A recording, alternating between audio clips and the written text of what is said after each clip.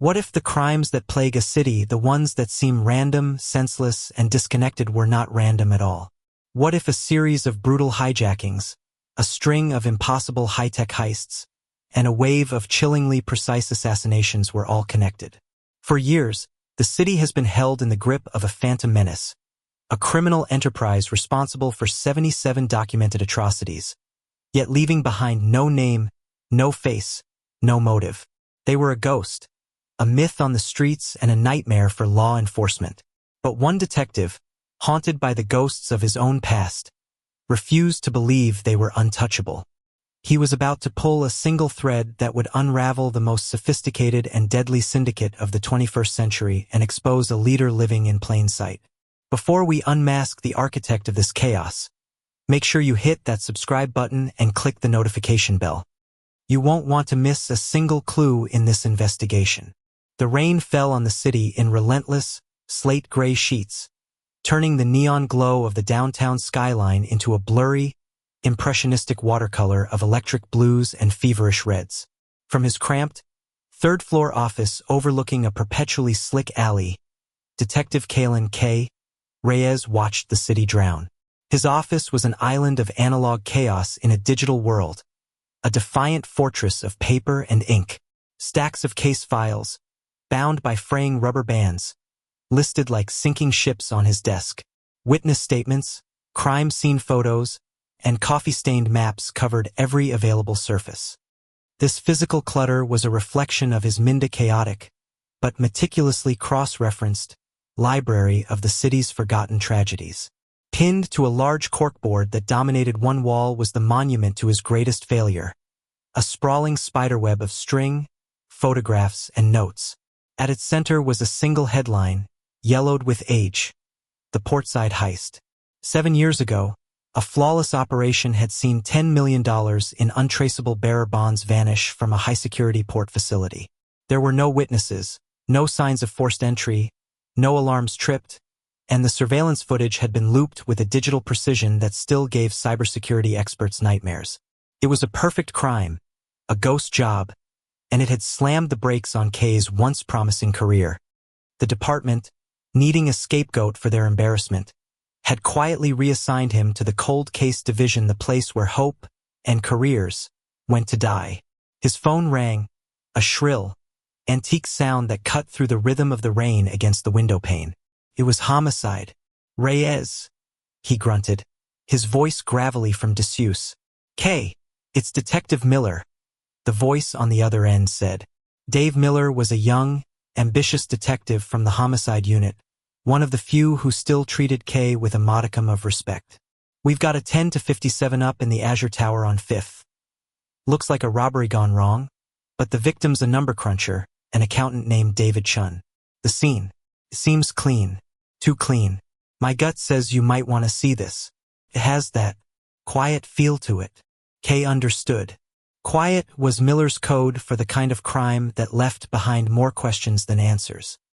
On my way, the Azure Tower was a monument to the city's new wealth, a gleaming spear of glass and steel. David Chen's apartment on the 34th floor was a minimalist dream, a sterile landscape of chrome, glass, and white leather furniture arranged with geometric precision. The only thing marring the perfection was the body of David Chun himself. He was slumped in a designer armchair, a single, neat bullet hole in the center of his chest, a small, dark flower blooming on his white shirt. The scene told a simple, textbook story. A burglar, surprised by the occupant, had panicked and fired. The medical examiner estimated the time of death at around 10 p.m. the previous night. Miller walked Kay through the preliminary findings. Lock on the front door was picked. Professional job, but not impossible.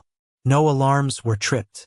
Forensics found a single shell casing, 9 millimeters, scrubbed clean, untraceable batch. The place has been tossed. But look. Miller gestured around the room. A few drawers were open, a closet door ajar. It was a polite, almost considerate ransacking. The perp was looking for something specific. Safe in the bedroom wall was open and empty. We're guessing cash, jewelry, whatever a guy like this keeps on hand. Kay nodded, his eyes moving slowly, methodically, absorbing the details that the scene was trying to hide.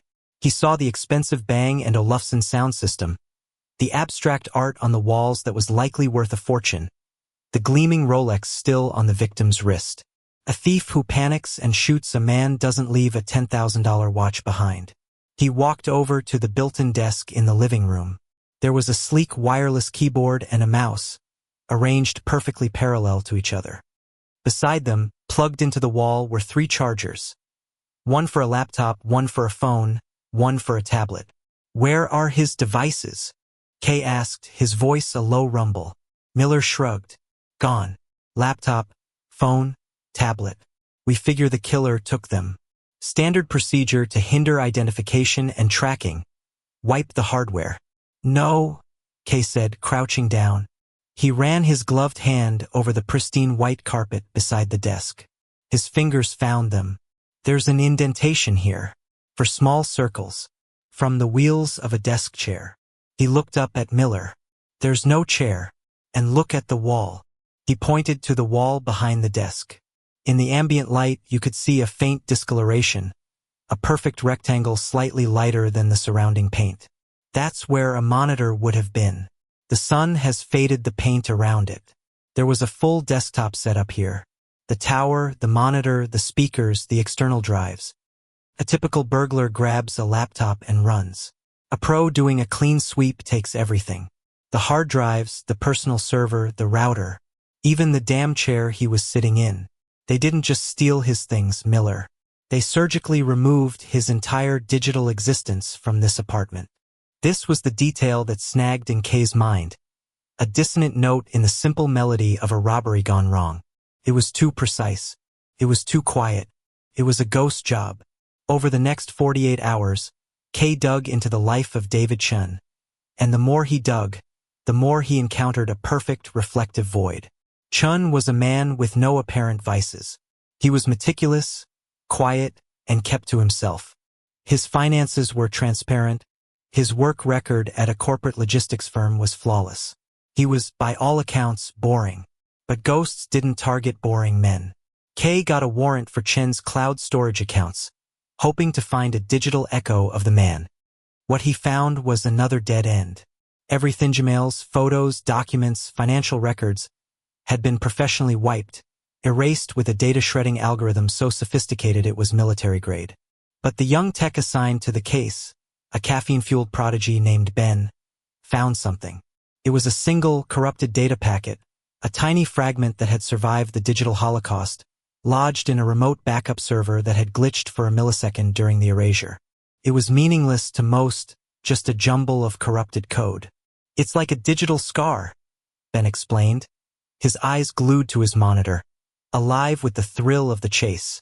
"The wipe was almost perfect, but this little piece got left behind. There's a signature in the metadata, a string of alphanumeric code. It's not part of the file itself. It's part of the tool that erased the file. It's the digital fingerprint of the weapon." Kay leaned in, looking at the string of code on the screen. A 77C1MX01. A cold dread, mingled with a surge of adrenaline he hadn't felt in years, washed over him. He had seen a signature like this before, prefix like this before. He rushed back to his office, his heart pounding a heavy rhythm against his ribs. He went to the corkboard, to the shrine of his failure. He pulled down the thick, dust-covered file on the portside heist and began frantically leafing through the pages, the scent of old paper filling the air. He was searching for the cyberforensics report, a document he had read 100 times. 7 years ago, when investigators had finally gained access to the port's security servers, they found the video feeds had been seamlessly looped. The hack was the work of a master, an artist of the invisible. But deep in the source code of the virus that had masked the intrusion, the analyst had found a unique, inexplicable string of code. A signature left behind like a graffiti tag that only a handful of people in the world would ever see. He found the page, and there it was in cold, clinical print. A 77C1MR14. The prefix was identical. A 77C1M. It was them. The same ghosts. Kay stood frozen in his office, the rain still beating against the window. The murder of a lonely accountant was not a random act of violence. It was a link in a chain. The Portside heist wasn't a one-off masterpiece of criminal genius. It was a single chapter in a much larger, much darker story. His greatest failure wasn't a cold case. It was the prologue. He turned to the sprawling city map pinned to his other wall, dotted with markers for unsolved cases he'd reviewed over the years. A high-profile judge killed in a hit-and-run where the car was never found. An explosion at a chemical plant that was ruled an accident despite whispers of industrial sabotage. A series of armored car robberies where the guards were incapacitated by a silent, non-lethal gas, their weapons never drawn. Crimes that were all professionally executed, ruthlessly efficient, and officially completely disconnected. Until now, he grabbed a red marker, and his hand, for the first time in 7 years, was perfectly steady. He walked to the map and drew a circle around the Azure Tower. Then he drew a firm, straight line, connecting it to the city's port. This wasn't just about one murder. It was about everything. And the ghosts he had been chasing for 7 years were not just real, they were still hunting.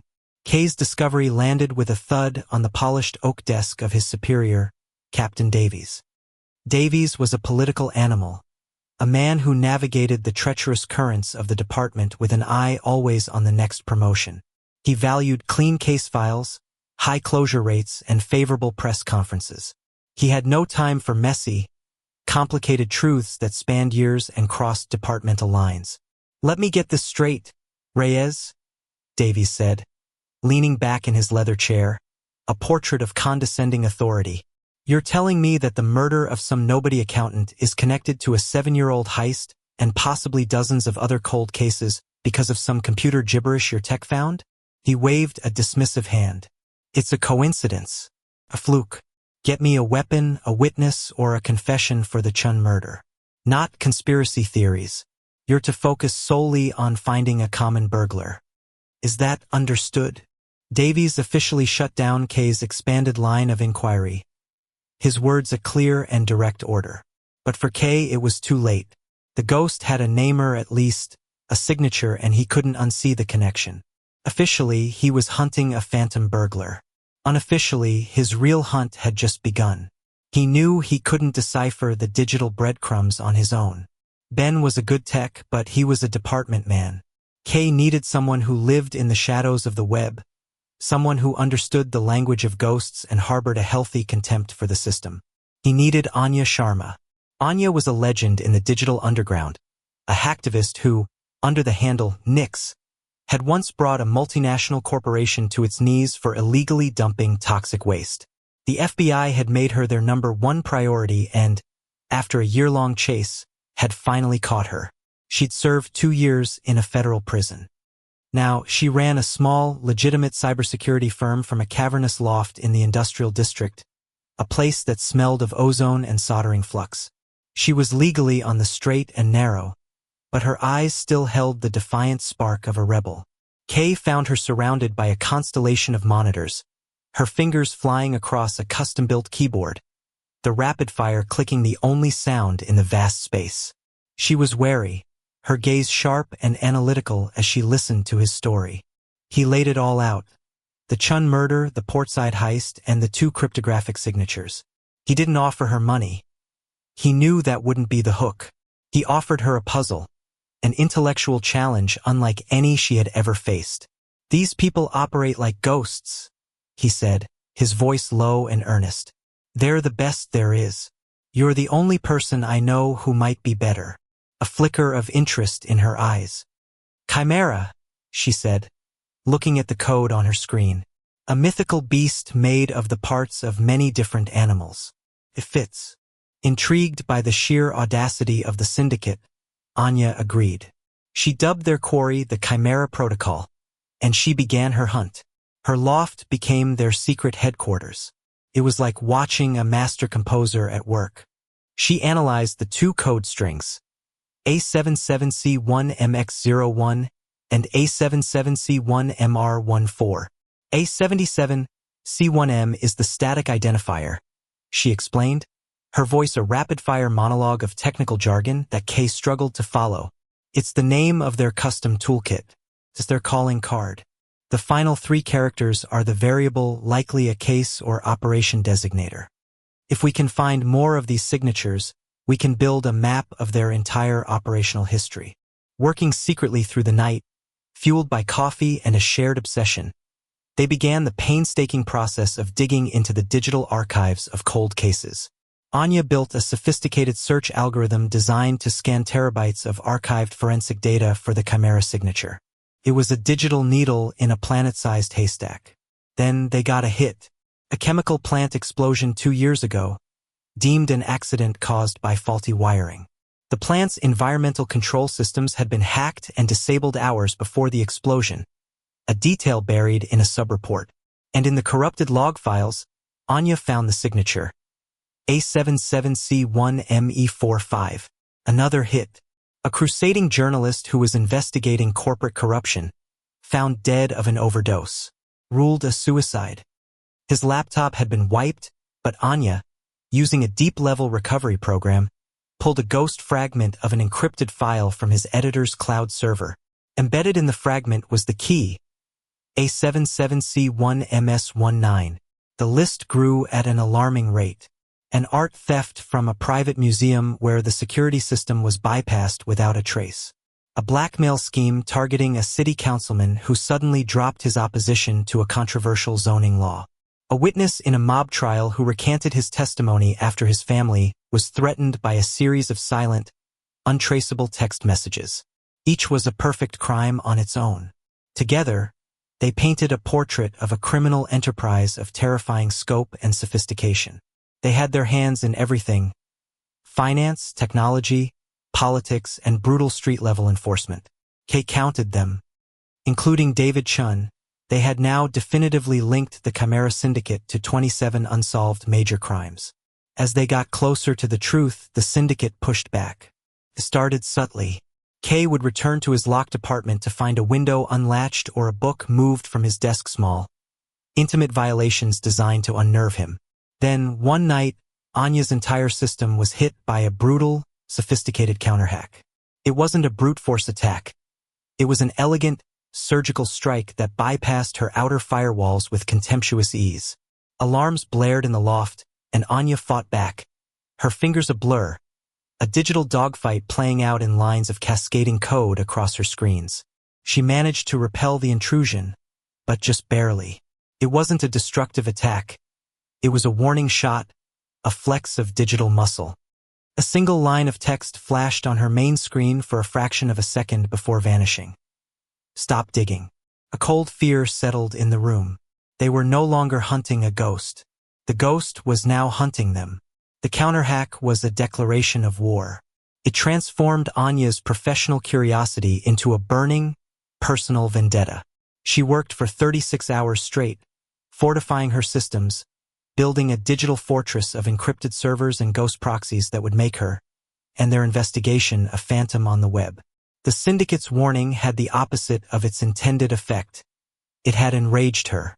Kay, meanwhile, knew that the digital trail, while crucial, was only half the battle. They had the what, but not the who. He returned his focus to the case that had started it all. The murder of David Chun. He re-interviewed Chen's colleagues, his neighbors, anyone who had even a passing acquaintance with him. The picture remained the same. A quiet, meticulous man. But Kay found a discrepancy. Chen's stated salary couldn't account for his lavish apartment or the high-end technology he owned. There was a hidden source of income. Kay dug into Chen's finances, peeling back layers of shell corporations and offshore accounts. He discovered Chun wasn't just a number cruncher. He was a master forger, a paperman, who specialized in creating untraceable corporate identities and cleaning dirty money, vital skill for a clandestine organization. Chun must have gotten greedy or wanted out. The Syndicate didn't accept resignations. Kay refocused on the physical crime scene. The killer had entered the high-security Azure Tower by hacking the keycard system, but only for a 2-minute window. It was a ghost's entrance, but a physical person had to walk through that door. Kay pulled weeks of security footage from every camera on the surrounding streets, traffic cams, bank ATMs, storefronts.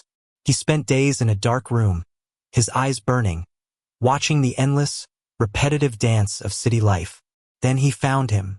A man in a generic delivery company uniform, his face obscured by a baseball cap, entering the building's service entrance during the exact 2-minute window the logs showed the door was compromised.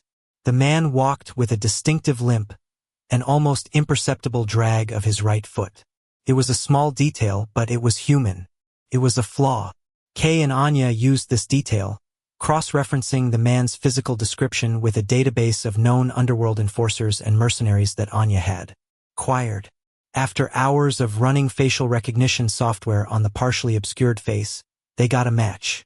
Roman Petrenko, a former Spetsnaz operative, dishonorably discharged. A ruthless mercenary known in the underworld only as the janitor. He was a ghost of a different kind, a man who cleaned up messes for the highest bidder. He was the Syndicate's muscle, the man they sent when a digital solution wasn't enough. Anya, using her illicit access to government databases, tracked Petrenko's known associates and last known locations, triangulating his likely operational base to a warehouse district by the docks. Kay knew he couldn't bring in the department. Davies would shut him down, and a leak was almost certain. He was on his own. He and Anya devised a trap. Anya, using her Nyx persona, created a fake dark web contract for a high-value assassination, leaking just enough information to make it seem legitimate and to appeal to Petrenko's specific skill set and greed. They baited the hook, specifying a meet-to-exchange payment at an abandoned, multi-level subway station deep beneath the city. The confrontation was brutal and swift. Kay waited in the cavernous, echoing dark of the station. Petrenko did not approach from the main entrance.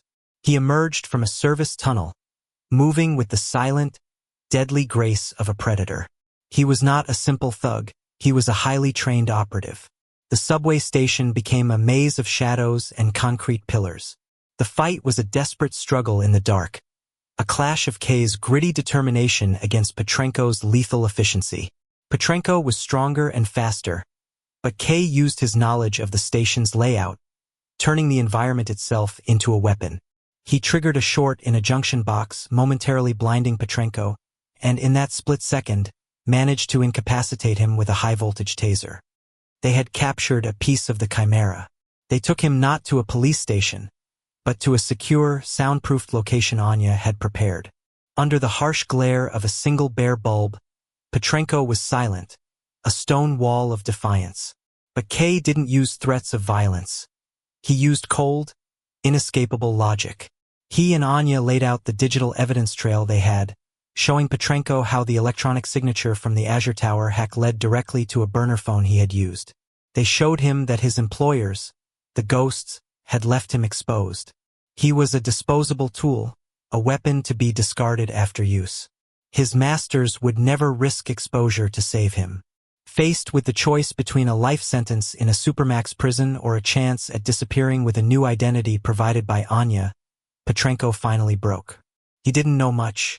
The organization was highly compartmentalized, designed so that no single piece knew the whole picture. But he knew his contact, his handler. And he knew the name they used for the leader, a name spoken only in whispers, a name that was more of a title, a concept.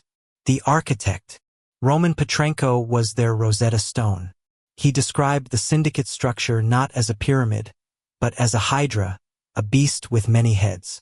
Each head was a specialized semi-autonomous cell, a finance cell for money laundering, a tech cell for hacking and surveillance, an enforcement cell for wet work, an acquisition cell for high-value thefts. Each cell operated independently, its members often unaware of the other's existence. They only received their orders from a single, heavily encrypted source, a digital dead drop that relayed instructions from the top. Petrenko's contact was a lieutenant in the enforcement cell, a man known only by the codename Castor. Petrenko's information, combined with Anya's growing map of the Syndicate's digital fingerprints, allowed them to visualize the command structure for the first time. It was a masterpiece of clandestine organization, designed for maximum efficiency and absolute security. A direct assault was impossible. If they arrested Castor, the Architect would simply sever that head of the Hydra, cauterize the wound, and continue operating. The beast would barely feel it. They had to force the Architect's hand, to make the ghost reveal itself. Kay devised a dangerous, high-stakes gambit, a controlled leak. He knew he needed a messenger who was both credible and incorruptible. He reached out to the one journalist he trusted, a Pulitzer Prize-winning investigative reporter named Sarah Jennings. Jennings had a reputation for being fearless and relentless, and she had a deep-seated animosity for the city's corrupt elite. In a clandestine meeting in a rain-swept parking garage, Kay and Anya gave Jennings a curated package of information. They revealed the existence of the Chimera Syndicate, providing irrefutable proof linking them to a dozen high-profile crimes, including the Portside heist and the murder of the journalist that had been ruled a suicide. They provided enough evidence to be a bombshell but held back their most critical data, the specific digital signatures, the name Roman Petrenko, and any mention of the architect. The goal was to create a public firestorm, to put intense pressure on the city's elite, many of whom, they now suspected, were either clients or victims of the syndicate schemes. The story exploded like a supernova. Jennings' front-page exposé, the Chimera Syndicate, the secret rulers of the city, sent shockwaves through every level of society. The city was thrown into a panic. The stock market shuddered. The police department and the mayor's office were besieged by a public demanding answers. It was exactly the chaos they had wanted to create. The Syndicate, a creature of shadow and silence, was suddenly dragged into the blinding glare of the public spotlight. For the first time, they were on the defensive. Their retaliation was swift and brutal.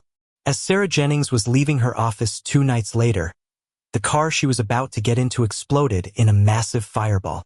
She survived only because she had paused on the steps to answer a phone call, a twist of fate that saved her life by seconds. She was hospitalized with serious injuries, but she was alive. The car bomb was not a quiet surgical strike. It was a public and terrifying message to anyone who dared to speak the Syndicate's name. While the city reeled, Anya went to work. The bombing was an act of rage, and rage makes people sloppy. She traced the electronic signature of the bomb's sophisticated, remote detonator. It carried a new Chimera signature, S77C1ML03. But this time, in their haste, the Syndicate's tech cell had made a mistake. Anya found a ghost echo in the signal, a faint, rerouted IP address that bounced through a dozen proxies before terminating. It wasn't a direct location, but it was a digital breadcrumb leading towards the center of the labyrinth. They had angered the beast, and it was finally bleeding. They now had 76 crimes definitively linked to the Syndicate. The 77th, they knew, would be the one that exposed the leader. The bombing of Sarah Jennings was the architect's fatal error. It was an act of public rage, not cold calculation, and it fundamentally changed the game. The intense media firestorm and the high-profile federal investigation that Kay's leak had triggered put the Syndicate under an unprecedented level of scrutiny. The architect, a master of shadows, was now being hunted by the light. To survive, they needed to consolidate control, move assets, and silence any potential witnesses within the organization who might crack under the pressure. This meant a flurry of activity on their encrypted networks, a sudden surge in communication that gave Anya the opening she had been waiting for. She worked relentlessly, her loft a cocoon of humming servers and glowing screens. She focused on the ghost echo she had found in the detonator signal, using it as a starting point to trace the Syndicate's command and control communications. It was like following a single strand of silk through a hurricane. The trail led her to a highly encrypted, private financial network used exclusively by the city's wealthiest and most powerful citizens. It was a digital fortress known as the Vault, rumored to be unbreachable. But Anya found a flaw. It wasn't in the code itself, but in the human element. She discovered an old maintenance backdoor, a relic left by a lazy programmer years ago that had never been patched. It was the digital equivalent of leaving the keys under the doormat. Slipping through this backdoor, she found herself inside the architect's private financial nervous system. What she saw was a massive, frantic liquidation of assets. Funds from dozens of seemingly unconnected accounts, charities, holding companies, real estate ventures were being systematically drained and funneled into a single, heavily encrypted master account, coded for an instant wire transfer to an untraceable offshore bank. The architect was preparing an exit strategy, a golden parachute to escape the inferno. As Anya watched, a final transfer was initiated, a kill switch protocol designed to not only move the final sum, but to simultaneously trigger a virus that would wipe the vault's servers clean, erasing any trace of the transactions. It was the final, desperate move of a cornered genius. But before the protocol could execute, Anya captured the originating signature of the command. It hadn't come from a dark web server or a criminal hideout in a remote country. It came from a hardwired, top-security terminal located in the penthouse office of Rossi Enterprises. Kay stared at the name on the screen Anya had sent him, a feeling of profound, sickening disbelief washing over him. Isabella Rossi. She was known as the Angel of the City. She was a celebrated philanthropist, a titan of industry whose company had revitalized the city's dying manufacturing sector. She was a darling of the media, a regular at charity galas, a symbol of civic virtue. She sat on the board of the Police Athletic League, funded hospitals, and was a personal friend of the mayor. She was, by all accounts, untouchable, a secular saint. She was also the architect. The Chimera Protocol was not just a criminal enterprise. It was the ultimate tool for hostile takeovers, eliminating business rivals, and manipulating markets. The 77 crimes were not random acts of terror. They were strategic business decisions. The final confrontation was not a SWAT raid. That would have been too loud, too chaotic. Kay went alone. He took the private elevator to the top floor of the Rossi Enterprises tower, the silent ascent a journey into the heart of the beast. He found Isabella Rossi in her sprawling corner office, the floor-to-ceiling windows displaying the city lights below like a conquered kingdom at her feet. She was an elegant woman in her late 50s, with piercing blue eyes and an aura of absolute, unshakable command. She wasn't surprised to see him. She simply gestured to the chair opposite her desk. "Detective Reyes," she said, her voice calm and cool, laced with a hint of amusement. "I must admit, you were a more formidable opponent than I anticipated." There were no denials, no pretense. Kay laid it all out, not as an accusation, but as a recitation of facts. He walked her through the 77 documented crimes, from the meticulously planned portside heist to the brutal, emotional murder of David Chun to the arrogant, desperate attempt on Sarah Jennings' life. He explained how each crime was a carefully chosen move on a grand chessboard, designed to destabilize her rivals, acquire their assets, and gain absolute control over the city's political and economic infrastructure. Isabella Rossi listened, a faint, appreciative smile on her lips, as if a student were explaining her own masterpiece back to her.